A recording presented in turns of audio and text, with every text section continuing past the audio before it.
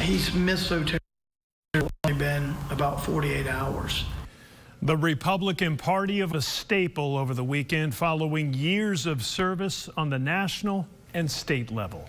Attorney General Tim Griffin's office announcing over the weekend the death of Chief Deputy Attorney General Bob Brooks Jr. Good evening and thanks for joining us. For Fox 16 News, I'm Kevin Keller. I'm Donna Terrell. Brooks was 61 when he died on Sunday. Our Samantha Boyd live in studio with us after talking to some state leaders about his legacy. And Sam, lots to reflect on tonight. Donna, that's certainly right. If you've worked in politics in Arkansas, no matter what side you're on, you'll likely remember Bob Brooks. Governor Asa Hutchinson tells me he was one of the originals when it comes to the Republican Party we have in Arkansas today. And he finished out his career with one of our top Republicans now. That's Attorney General Tim Griffin. Both tell me there's no better word to describe this than a true loss. If you gave me $1 billion, I could not replace Bob Brooks.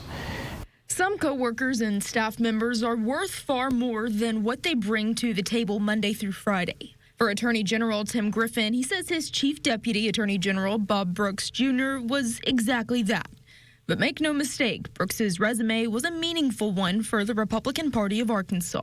Today, you see the results, a lot of the work that Bob Brooks put in as a young lawyer. From serving as Chief of Staff for former U.S. House members, directing the State Ethics Commission thanks to his appointment from former Governor Mike Huckabee, serving with other former Governor Asa Hutchinson on the Republican Party, and working with Griffin after being named Chief Deputy in 2023, he just about did it all. He really was all of the things you want in a colleague and a leader, all wrapped into one. Griffin says Brooks, whose leadership role was the first in line behind Griffin in the AG's office, worked until 8 or 9 o'clock at night most nights. He had an unmatched work ethic and expertise. He got to know senators and representatives and people in the Capitol, the governor and others, and I think that it's fair to say that they're going to miss him. They already miss him. But for Hutchinson and Griffin, Brooks was a lot more than a colleague or even a leader for the GOP. He was a friend.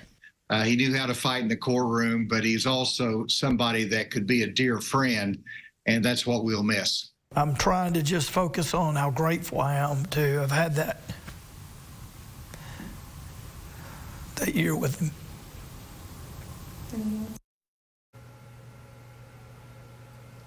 It's also worth noting while Brooks spent this last year with Griffin as his Chief Deputy Attorney General, like you just heard, he really spent a lot longer with him at the AG's office. Before you actually get sworn in, there's months of planning, and Brooks was a part of that even. Griffin and his staff welcome everyone's prayers, not just for their office, but for Brooks's family. Reporting live in studio, Samantha Boyd, Fox 16 News.